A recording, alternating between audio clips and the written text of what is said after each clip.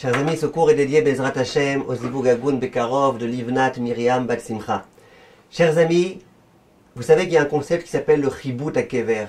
Lorsque la personne, elle meurt, et bien quelquefois et dans pas mal de circonstances, elle va devoir essuyer une punition très difficile qui s'appelle le Chibut HaKever.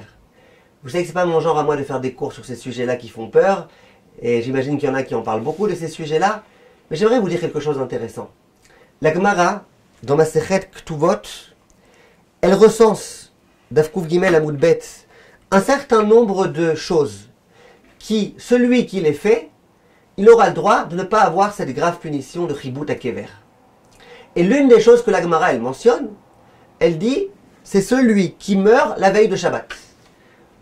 Et généralement, on a l'habitude de dire, celui qui meurt la veille de Shabbat, celui-là, on peut être sûr qu'il n'aura pas cette punition de Chibut HaKever. Et c'est pour ça que quand quelqu'un meurt et rêve Shabbat, on est rassuré. On sait qu'au moins, il aura une difficulté de moins à devoir passer.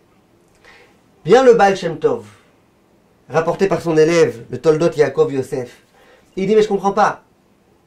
Le fait que tu meurs vendredi, c'est pas toi qui l'as demandé.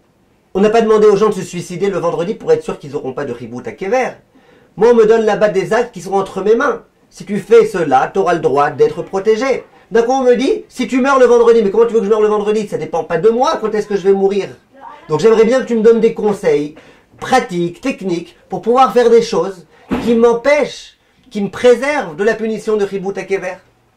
Vient le Baal Shem Tov et il dit, quand on te dit celui qui meurt et rêve Shabbat, ça veut dire celui qui rêve Shabbat, arrête toutes ses affaires, toutes les choses qui le préoccupent, toutes les choses qui lui prennent beaucoup de temps, et qu'il essaye de se consacrer complètement le vendredi à se préparer au Shabbat, à se préparer matériellement, spirituellement.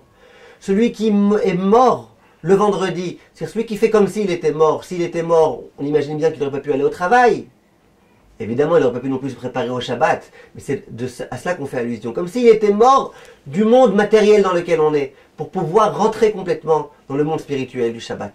Be'atzlacha, mes chers amis.